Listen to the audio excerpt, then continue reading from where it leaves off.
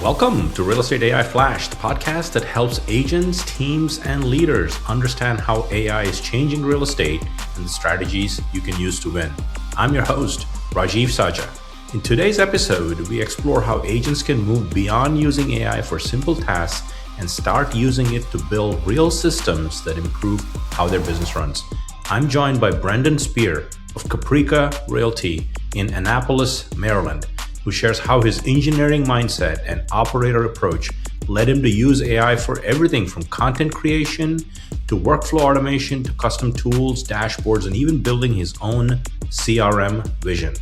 We also discuss how agents can use AI as a true thought partner for brainstorming, decision-making, and solving the bottlenecks that slow down their growth. Let's dig in with Brendan.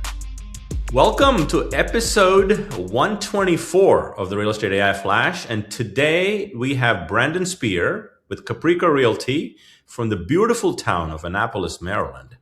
And this is airing the week of Memorial Day. Hopefully everybody had a great Memorial Day weekend. We're recording this a few weeks ahead, but this is when it's going to air. Brendan, welcome to the podcast. Thank you. Thanks for having me.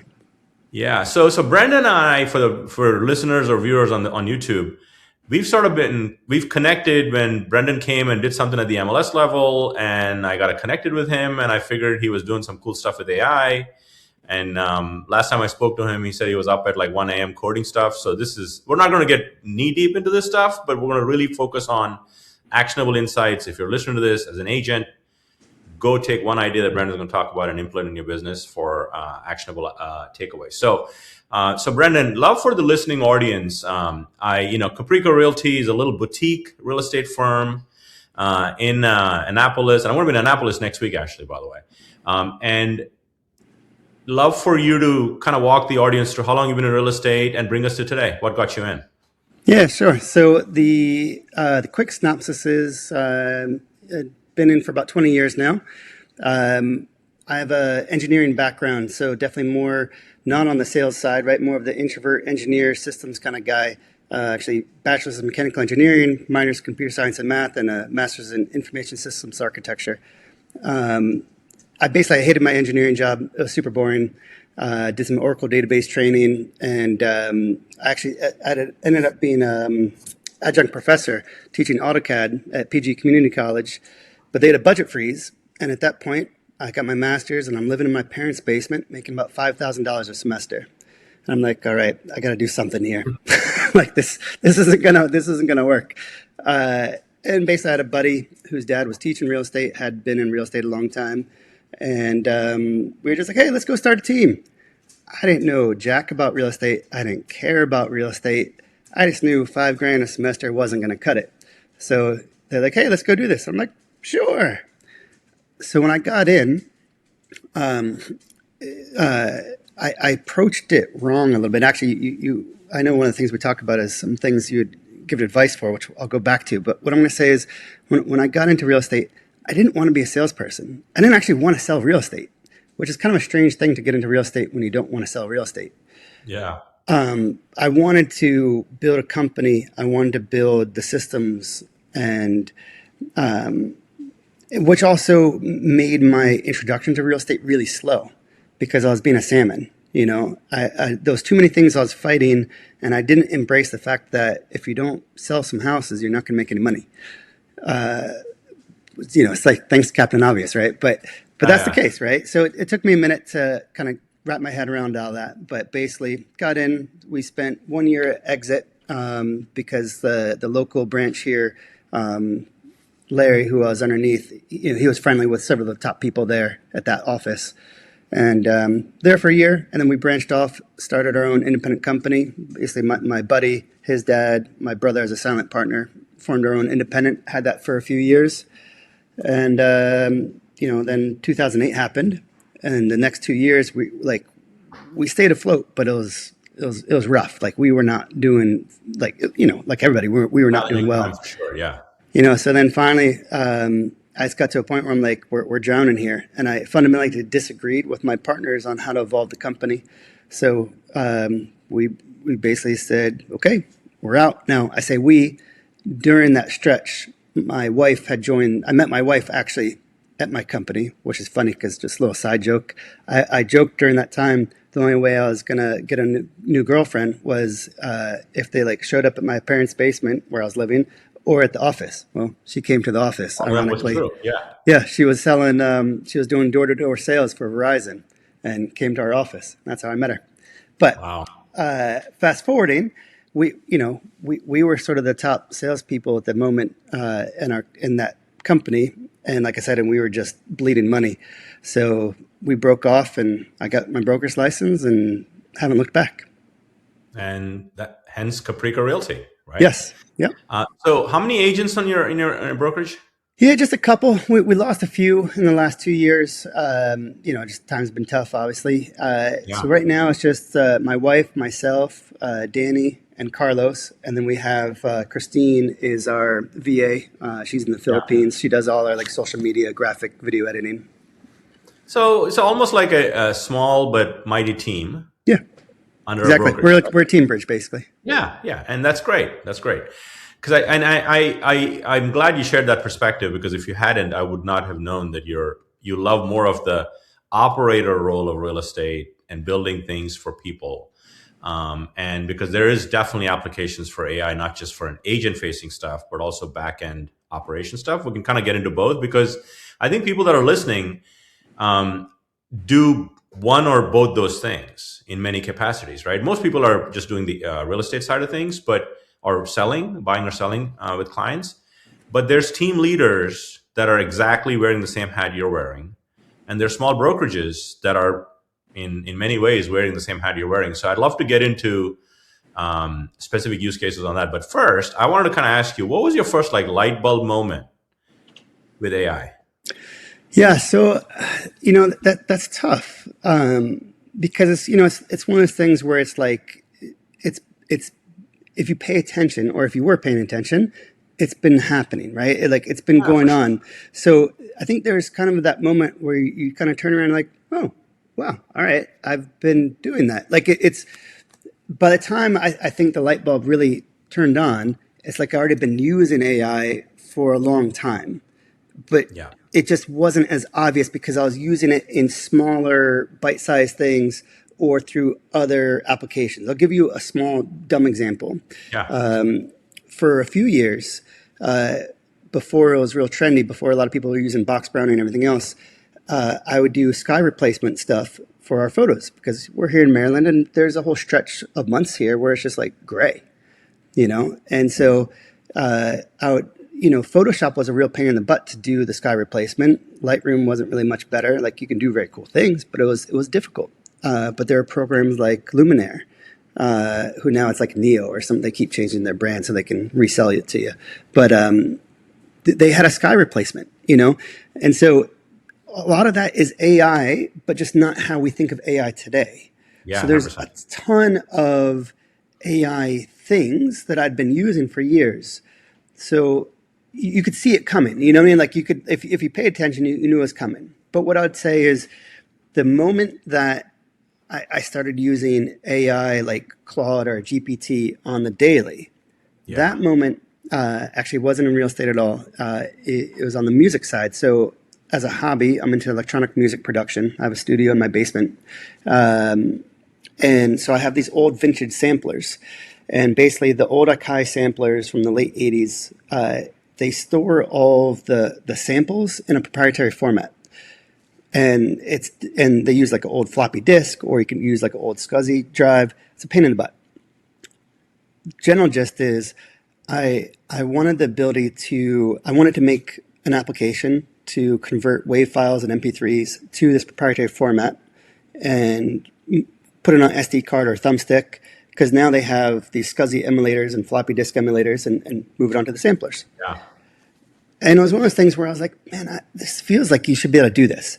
So I started talking to GPT. Now, obviously, we were already using GPT for the normal, help me write a blog and give me a script for a video. Like all the stuff that, for sure. everybody and their brother was doing, right? Yeah. But the moment where I started saying, hey, I want to build this application, that's where things changed. Because all of a sudden now I'm having this conversation where like late at night, it's spitting out code. And at that moment, stuff wasn't interfaced as well. Like you had to take the code from GPT, copy it into something, Yeah. compile it, and go back and forth. Like, Build it. Yeah. yeah, it was more clunky, but I was doing it. And all of a sudden, I started having an actual application, and I'm like, this is crazy. Like I'm talking, like I'm building something that's communicating with this 1986 sampler. And at that moment, that's why I was like, okay, this is pretty cool.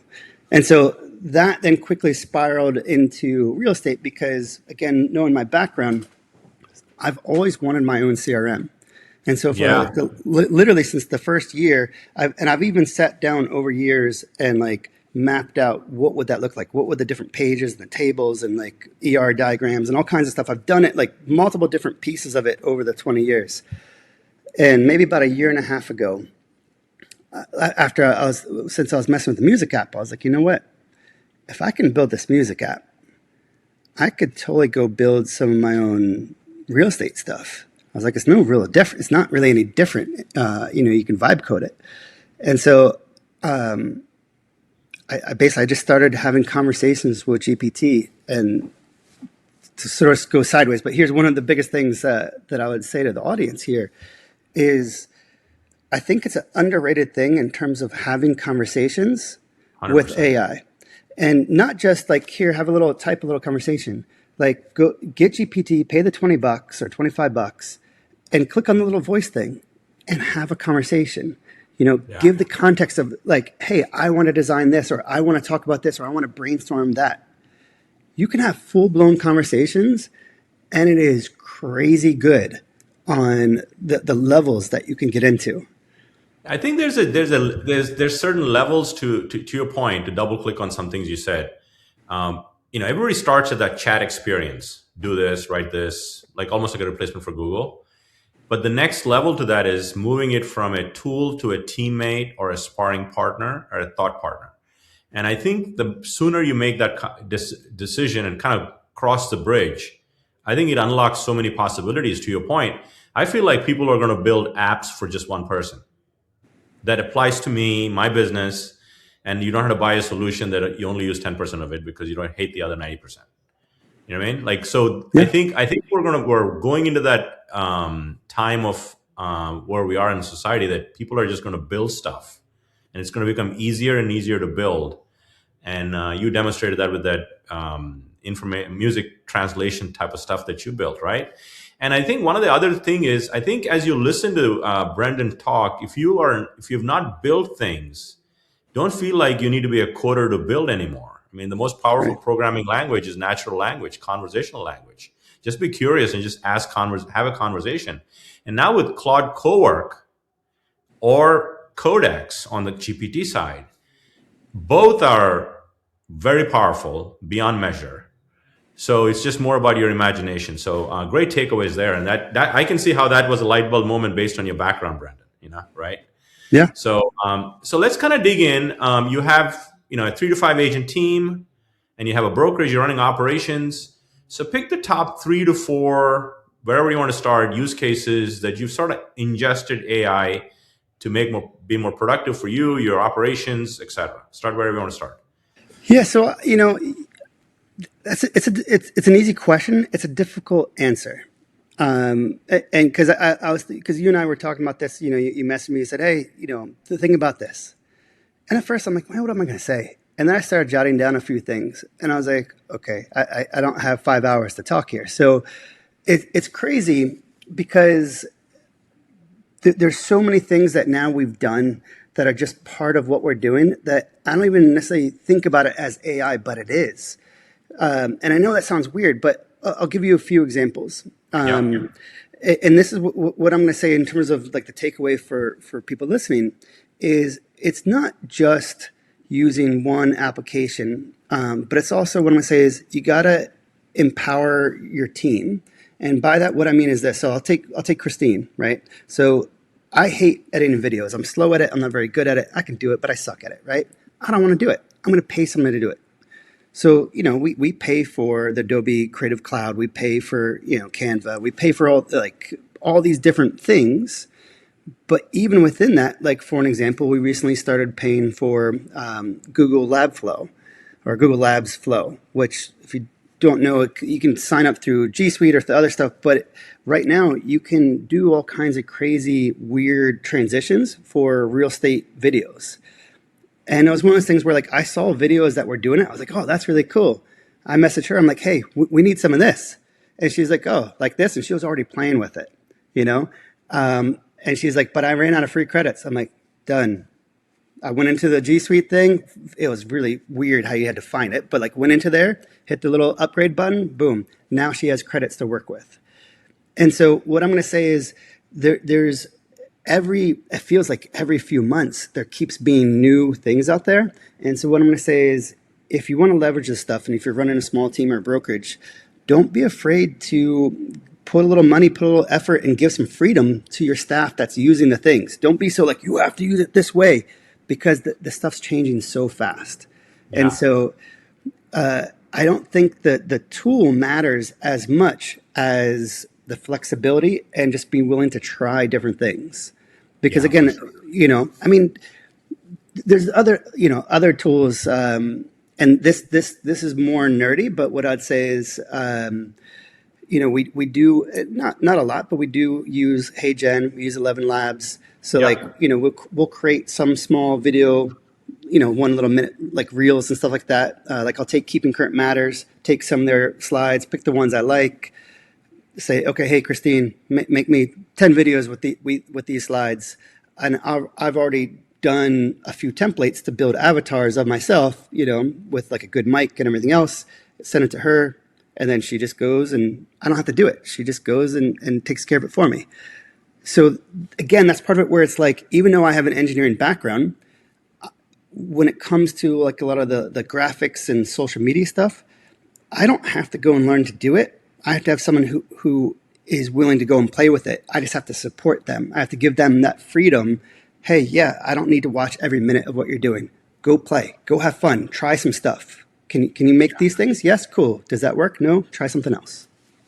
A couple of key takeaways that I think are important to call out in what you just said. One, if you're a team leader or a broker owner, empower your people with the tools and create a curiosity culture, right? I mean, we're all like results-based culture. That's important, but curiosity leads to results because it unlocks possibilities, right? So that's one piece of what you're saying. But if you're a solo producer, listen to Brendan talk about this.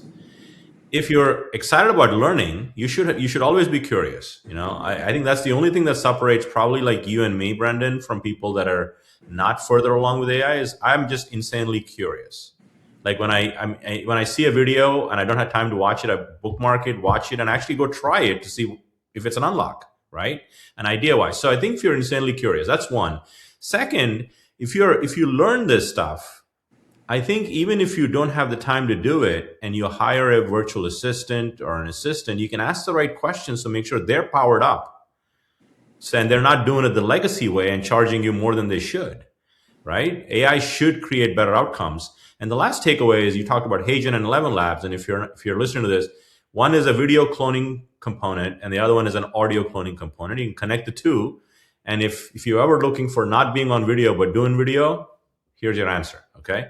You just have to create one or two good video assets and it'll go to town for you. So it is. And just in case someone does want to go dabble with that, look, HeyGen is fantastic on the video side. They are okay at the audio side. So if you start talking to people who are playing in this space currently, and again, look, this could change next month, but currently 11 Labs they're the dominant force when it comes to the audio cloning. And so much so that even though HeyGen has audio cloning stuff in there, they actually have a direct integration to 11 Labs. So you don't have to do like, oh, I have to do one part and then come over here. No, it's like you set up your 11 Labs, the API wise, you connect them and it would do it. And it was one of those things where like I tried the cheap route just doing through HeyGen first. And I sounded like this weird, like British robot guy. And I'm like, okay, that doesn't sound like me at all. I put it into 11 Labs. I'm like, okay, that's scary. That sounds just like me. So it was worth the extra few bucks. Yeah. So some efficiencies, curiosity stuff, video cloning, social media.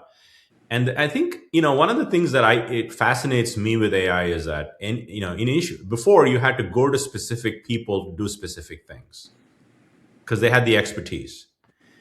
Now you can build expertise in any area that you feel like you need some help with, because Yeah. of AI unlocks creativity in my mind in many ways, right? For a lot of people. Well, and so here's, same thing, but just more of a strategy. What I'd say is where I think, it's funny. Obviously, people who are listening to this have some interest in AI, right? But if you look at the past couple months, I keep seeing this one meme that has like, I don't know, probably like 1,000 boxes, and it's like all the boxes are gray. They're like, none of these people have touched AI, and it's like a couple boxes at the end where they're like, oh, like what 13% have tried something that in Google Gemini or something. They've asked a question, and then it's like two little boxes have paid for something, and then one little box vibe codes.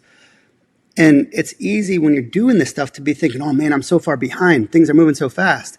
But the reality is the rest of the world is they haven't even touched it, right? So if you're even on this podcast listening, you're already ahead of the game, right? But it is moving fast. And so what I'd say is if you want that advantage, embrace some of it, try some of it, right? And so I think most of the real estate world, with all the GPT stuff in particular, and even Claude, everybody got really caught up with just like listing descriptions or write a blog or help me write a video script.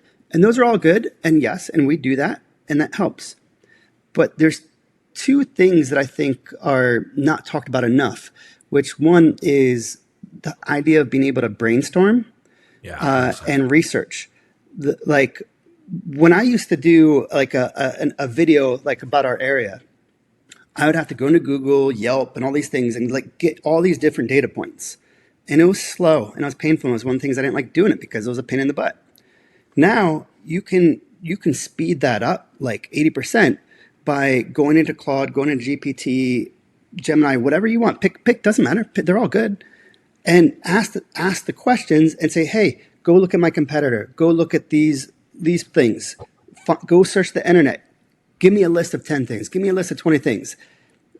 And then start having more of an iterative conversation from that point. But the thing is, that initial just data gathering, AI can do it so much faster than I ever could. So that's one piece of let AI do some of the data gathering. And now the fact that co-work and all these things, they can access the internet, like just right in your system.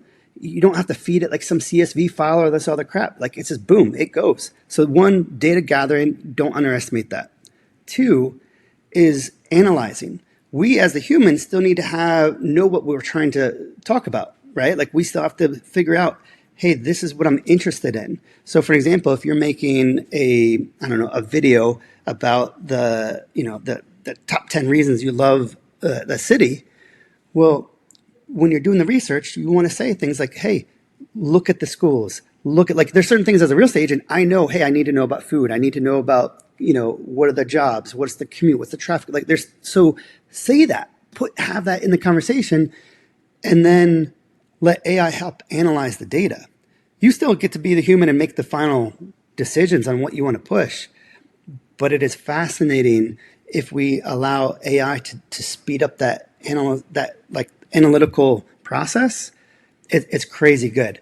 And so I think that's a very underrated bit, Yeah, no. So when I talk about where does somebody begin with AI or accelerate their use of AI responsibly, and I've applied this in my learning in the last 2 years, is like I look at 4 pillars. Like think of tasks that are repetitive in your business that you need to do. Like you go to listing appointments, you do social media stuff. So anything that's repetitive, there's an area you can and then next one is time consuming.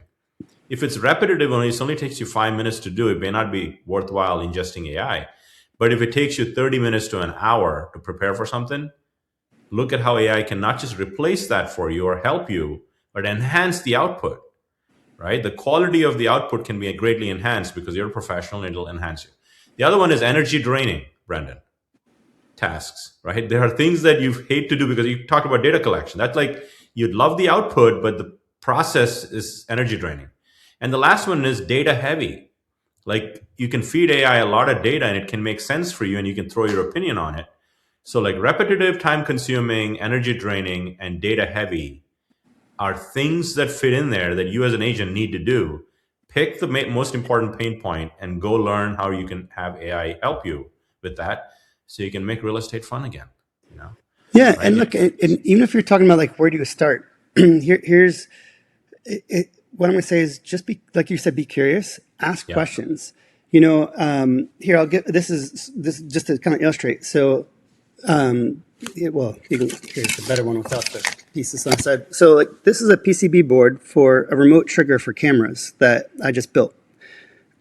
Yes, I have a mechanical engineering degree, but I'm not an electrical engineer. And so it's one of those things where this is for my wife and it's something that she wanted to go build. And basically, same thing. I just went into GPT, had conversations. I yeah, didn't know which schematic like tools were out there. It says, oh, try this, try this. Okay, I go try a few, pick one I like. And I just go back and forth and literally build a whole schematic, then get the PCB board. And one thing that I don't know people might not think about or realize, I just take screenshots and I drag the screenshots into Claude or GPT. And it's like, oh no, you messed that up. Move this thing over here. Oh, okay. Take another screenshot. So like a little bit slow. But the thing is, I was just able to design a whole PCB board. That's crazy. it's crazy. Yes. So if you're watching this on YouTube, you see what Brendan's showing, but you can visualize that this is an electric circuit board that Brendan is a smart engineer, but he doesn't have the electrical capability to actually build that without the powerful second brain, which is AI. And Brendan, to your point, if you're listening to this, I would encourage you to download the Gemini app on your phone. And again, you could do this in screenshots with GPT, Claude, etc. But I believe at the time of this recording, I have to say that all the time, Brendan, because it could change tomorrow, as you know. Yep. So Gemini has a video mode where you can switch it and actually show something that you're working on, and it will walk you through what to do. And it's like a conversation. And it may help you save the screenshots, but to your point, you can learn anything you want to learn. Okay, that's the beauty of almost everything you want to learn, and build stuff. So somebody mentioned to me the other day that they never did an oil change in their car, and they had the Gemini app turned around video, and it actually walked them through doing an oil change, and the car didn't fall apart. So in so many ways. So I think that's the key takeaway. Be curious, dig in. You're not falling behind. Hardly anybody is just beyond the chat experience, and look at areas that you can streamline to apply AI to it. So before I get to my final two questions, Brendan, anything else you want to add to that conversation? Yeah. So one thing, and this is, and look, this is whether you're a solo agent, team leader, broker, it doesn't matter. Every single person here has something they want to work on in their business. Whether it's, oh, I want to start doing client events, or, oh, I want to build a newsletter, or I want Facebook ads. I don't care. Anything, doesn't matter. Any single one of those things, you're probably thinking in your head, okay, what do I have to do? What are the steps I need to do? What am I trying to achieve? How much is it going to cost? How am I going to do it? Well, here's the thing. There's a good chance that someone else has already figured this out. Okay. And so the one of the superpowers of all this AI stuff is that it has access to so much things, right? So this is what I was talking about in terms of brainstorming. Like for this, I prefer GPT just because I like the voice conversations the best for me personally. So like I'll go on my phone, I'll be in the car driving to an appointment, driving to my parents' house, whatever, it doesn't matter. And I open up GPT and I click the little voice button and I'll say, hey, I want to brainstorm. I really want to add this thing in my business, whatever it is, doesn't matter.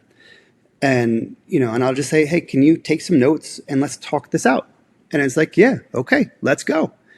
And I just start talking. And the thing is, sometimes when you're just talking out loud, you start having little light bulb moments that come on. And then GPT, which is very positive, is like, oh yeah, that's a great idea.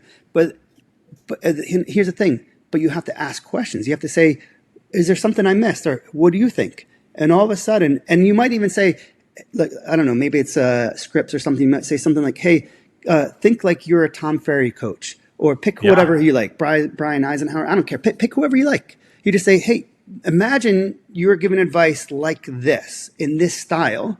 With that in mind, what do you think? Am I missing something here? What would be the next steps you think? And all of a sudden, GPT is like, "Ba-da-da-da-da-da," and you're like, oh, that's pretty cool. And then you get to the end of this, and then you say, hey, can you go ahead and give me, a plan or a markdown file or a summary, whatever it is, depending on what you're trying to do here, on what my next best steps should be, or can you give me a summary of this conversation? And it'll say something like, well, I can't do that. Like, it'll talk, but like, I can't put this file in the common thing. You'd be like, that's fine. As soon as I end this voice thing, can you just generate in the canvas for now? And as soon as I end the voice thing, generate a downloadable link for me. And it's like, okay, you hit end, and then and you just download that PDF or that markdown file, save it to your documents, and then you have a plan. And here's the thing: now that you have that physical plan, right? That you have that digital file, that's the first step. Well, now maybe when you get home or something, you could always take that, throw it back in. You could even throw it into a different one. You want Gemini, Claude, whatever. You could say, hey, I was working on this thing. Here, take a look. Did we miss anything? Or, is there some pain points I should be watching out for here? Or what would be my next best step? Like talk to AI and then have AI be iterative, have them work against each other. I can tell you like the amount, and again, it doesn't matter. This could be, how should I hire an assistant? It could be, how do I set up a Facebook ad? Help me make a campaign. Literally anything. Yeah. Have the conversation. You will be amazed on how rich of the material that it gives you. And then again, even if that's just like the high level, let's say it was a Facebook campaign. Okay, you get the campaign and then you go back and say, okay, hey, can you make me, 10 versions of this, the headlines or whatever, and can you give me this? Yep, okay. And then you can say, okay, can you give me, I don't know how to do a Facebook ad. Can you give me step-by-step instructions on how to set it up? And it's like, again, whether you use the Gemini video, whatever, it doesn't matter. It will tell you literally the step-by-step instructions. It is bonkers good on. Yeah, no, look, I think what your key takeaway is: collaborate, use AI as a collaborator to create the things you need to build a system. Like anything I do more than once, I'd like to create a system for it, right? And to your point, skills in Claude, GPT projects, wherever you want to go, custom GPTs, everybody's got a way of reading that system. So if you have your brand voice, all of those things can be iterative, and you create it with any AI you use. Download the file, put it in a folder, point the folder to your solution, and it can read all those things, so you don't have to recreate what you're going to do over and over again. So great takeaway, Brandon. I could talk to you forever because you're doing this stuff and you're adding so much value. So let me get to the final two questions. I'd love to ask all my listeners a couple of questions. Are you like a book or a podcast person? So funny, neither. So I'm ADHD. And I read too slowly. I am better with like auditory learning wise. So okay. What I'd say Audible is under the books category also. No, it is. But even like the longer books, my attention span, I'm too ADD. And so to answer your question, so two-part. One is, so for me, I consume a lot of content, but it's like there's a lot of it's like TikTok, Facebook. It's like short little bits where, but the thing is, it's kind of like because I've gone down enough different rabbit holes on those different systems, they're all showing me content that I want to get, right? And then it's also leveraging things like AI and so on and so forth to then go ask more questions. So sure. I go and seek out stuff, but I'm really bad at like listening to like a whole book. Fair enough. But in terms of, go ahead though. What was the question? No, I was going to ask you, is there a source for agents listening that you'd want them to kind of tune into because they've sort of influenced you a little bit in terms of your career? Yeah. So yes. And although they do some YouTube videos, what I'm going to say is, in my opinion, every single agent should be listening to Keeping Current Matters. 100%. I think like they are. That's great job, great work. Yeah, I think they're the gold standard. And now, look, if you have other sources, great, that's cool. But it's one of those things where one of my pet peeves with real estate agents is not like being the expert. And like you might be good at talking to people or, oh, I know about houses, whatever. Okay, great. But if you don't know what's going on in the market, or if you don't know about certain housing construction, I feel like we're doing a disservice to the industry and to the clients. And what I like about Keeping Current Matters is that they're taking so many different sources and they're summarizing it. And yeah, look, you could say, yeah, but they're a little optimistic. Okay, sure. We have to be drinking the Kool-Aid and be in the business. So like I accept that going in, but they're still providing so many different data points that would be way harder for me to go and get every month. And now it's not a replacement for some of your local data. You still have to go and get your hyper local. Yes, like look up those housing stats, etc. But at least at the national level, if you're following with Keeping Current Matters, the amount of stuff that they talk about, from foreclosure stuff to what the interest rates are doing to, new construction stuff, it allows you to have more informed conversations. When people ask you, you don't have to like look at them like a deer in the headlights. Like, I don't know what you're talking about. If you just listen to their deep dive in their like monthly report, it comes out on the 10th. Just listen to that every month. Even if you don't make any extra videos or stuff with it, if you just listen to that, you'll be so much more informed. So not quite a podcast, but that would be my one thing. Great recommendation. Look, it's a source of information that agents to tune in. That's a book, podcast, Keeping Current Matters. Excellent. Great takeaway. I love David and his team. That they do great work there. So last question. So you've been in the business for 20 years now? Yep. Give or take, right? Yep. So if you had to start all over again and like your younger self, what is the one piece of advice you'd give your younger self, AI or non-AI, it could be life, business, whatever, that I think would help you more, or people that are listening should apply? Yeah. So two things that kind of go hand in hand. The first is to join a team. I think a lot of people, when they get into this business, they see the percentages and the money and they're like, oh man, I want to keep it all. Well, look, 100% of zero is still zero, and so this isn't some big bitch like, oh, come join my company. This is, I don't care what state, who you're with, whatever. In the beginning, there's too many things in this industry to learn and master. Yeah. And I think if you join a good team, not all teams are good, but if you join a good team, they have systems already in place, or they should. Before you learn, and like they can speed up that learning curve exponentially. It's one of those things where it's like, drink the Kool-Aid, do what they're doing, then figure out how you want to tweak it, make it your own. If you want to branch off, whatever, I don't care. Hey, have at it. But like, there's no reason for a new person to come in and have to figure out every single thing that we're doing. It's just too much. So join somebody who's already figured it out. All right. So that's the biggest thing I would tell anybody. Great piece of advice. Yeah. Okay. Yeah. Great advice, Brandon. This has been fun.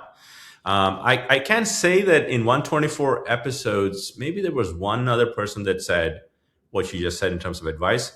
And I think it's a great piece of advice for somebody starting a real estate career, or even if you've been in the business for a couple of years and you're sort of trying to figure it out, it's never too late to join a team, right? So great advice, Brendan. Great takeaways in the pod. And I hope to see you in real life sometime again real soon. For sure. Yeah. Thanks for jumping on, Brendan. Appreciate you. Definitely. If you found value in the show, follow it so you're notified every Wednesday when new episodes drop. Share it with someone in the industry you care for, and leave us a review as it helps us reach more real estate professionals like you.